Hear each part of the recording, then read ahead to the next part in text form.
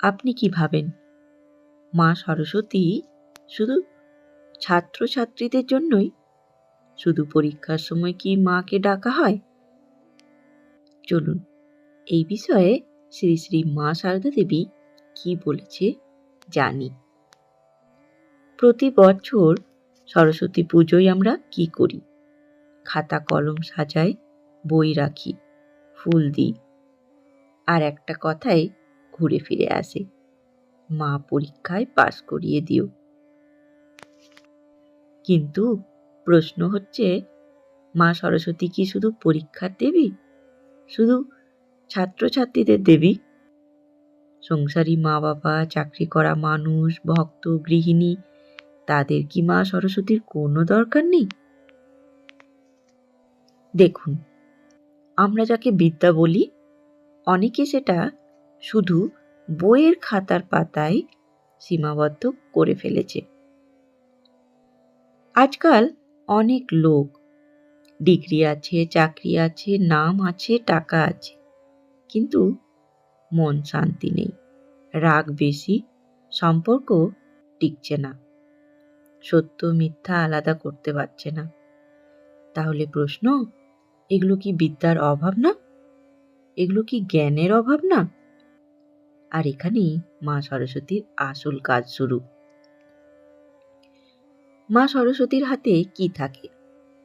বীণা, বই, মালা, সাদা বসন। বীণা মানে মনকে সুরে বাঁধা, চরিত্রকে শুদ্ধ করা। বই মানে জ্ঞান, শাস্ত্র, সত্যের বন্ধন। মালা জপ, সাধনা, একাগ্রতা। সাদা বসন নির্মলতা। এগুলো কি শুধুই ছাত্রছাত্রীদের জন্য? না, এগুলো তো জীবনের জন্য। কারণ বিদ্যা শুধু পাস করা নয়, বিদ্যা হলো চিন্তা ঠিক করা, কথা ঠিক করা, কর্ম ঠিক করা, মন ঠিক করা। ঠাকুর শ্রী রামকৃষ্ণদেব এক জায়গায় বলেছিলেন, শুধু পুঁথিগত বিদ্যা থাকলে হবে না, ঈশ্বরকে জানতে হবে। ঠাকুর বারবার বলেন, বিদ্যা দুই প্রকার, অবিদ্যা, বিদ্যা।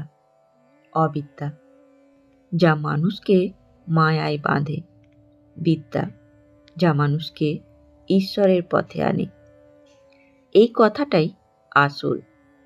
আমরা অনেকেই অবিদ্যার পথে দৌড়াচ্ছি আর ভাবছি আমরা খুব শিক্ষিত। স্বামী বিবেকানন্দ বলেছিলেন, education is the manifestation of the perfection already in man. অর্থাৎ শিক্ষা হলো মানুষের ভেতরের শক্তিকে প্রকাশ করা। তাহলে শিক্ষা মানে কি? শুধু বই পড়ে নম্বর তোলা নয়। শিক্ষা মানে আত্মবিশ্বাস, চরিত্র, নিয়ন্ত্রণ, সত্যের সাহস। এই শিক্ষা কি শুধু ছাত্রছাত্রীদের দরকার?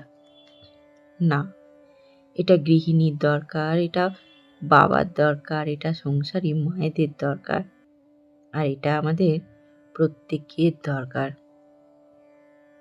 এখন আসি মূল কথায়, শ্রী শ্রী মা সারদা দেবীর উত্তর কি ছিল? শ্রী শ্রী মা সারদা দেবী বলতেন, সবারই বিদ্যা দরকার, কিন্তু মা যে বিদ্যা বলতেন তা ছিল জীবনের বিদ্যা। মা বলতেন, মনকে ঈশ্বরের দিকে রাখো, ভালো হতে চেষ্টা করো। শ্রী শ্রী মা সারদা দেবীর কাছে বিদ্যা মানে বিনয়, সহনশীলতা, সেবা ভাব, ঈশ্বর চিন্তা। এই বিদ্যা শুধু ছাত্রছাত্রীদের জন্য না। এই বিদ্যা না থাকলে সংসারটাই আগুন হয়ে যায়। একবার ভাবুন তো, একজন মা সারা দিন রান্না করে, সংসার করে, বাচ্চাকে বড় করে, তার কি মা সরস্বতীর দরকার নেই? একজন বাবা রোজ লড়াই করে সংসারের দায়িত্ব টেনে নিয়ে চলে, তার কি মা সরস্বতীর দরকার নেই? একজন মানুষ রাগ, জেদ, হিংসা, লোভ বারবার হেরে যায়, তার কি মা সরস্বতীর দরকার নেই?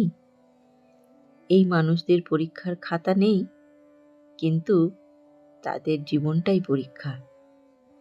আর সেই পরীক্ষায় পাশ করার জন্যই মা সরস্বতী। শ্রী শ্রী মা সরস্বতী মানে শুধু মন্দিরের প্রতিমা না, মা সরস্বতী মানে বিবেক। যখন আপনি ভুল পথে যাচ্ছেন, ভেতর থেকে একটা আওয়াজ বলে, থামো, এটা ঠিক না। এই ভেতরের আলোই মা সরস্বতী। যখন আপনি কাউকে কষ্ট দিতে যাচ্ছেন, ভেতর থেকে যে দয়া জাগে, সেটাই মা সরস্বতী। তাহলে মা সরস্বতীর আরাধনা করবেন কিভাবে? শুধু বই রেখে ফুল দিয়ে নয়, বরং প্রতিদিন 5 মিনিট নীরবতা, প্রতিদিন একটি করে ভালো কথা, প্রতিদিন একটা খারাপ অভ্যেস ত্যাগ, প্রতিদিন মিথ্যা এড়ানো, কারোর জন্য অকারণে প্রার্থনা করা। এগুলোই মা সরস্বতীর পূজা। মা সারদা দেবী জগৎ জননী। তিনি কখনো বলেননি বিদ্যা শুধু ছাত্রছাত্রীদের জন্য। মা তো সবসময় বলতেন, সবাই আমার সন্তান।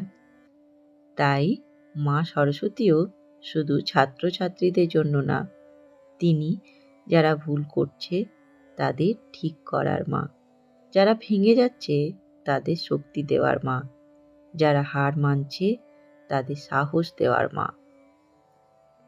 আজ থেকে একটা কথা চলুন আমরা সবাই মনে রাখি, মা সরস্বতী বইয়ের পাতার দেবী নন। মা সরস্বতী হলেন মন শুদ্ধ করার দেবী। মা সরস্বতী হলেন জীবনের অন্ধকার কাটানোর আলো। এই কথাই মা সারদা দেবীর উত্তর। বিদ্যা শুধু পড়াশোনা নয়, বিদ্যা হলো মানুষ হওয়া। এবার একটি প্রশ্ন, আপনার কি মনে হয় আজকের সমাজে বিদ্যা বেশি নাকি অবিদ্যা বেশি? কমেন্টে জানাতে ভুলবেন না। আমি অপেক্ষায় থাকব। ধন্যবাদ। জয় মা, জয় মা সরস্বতী।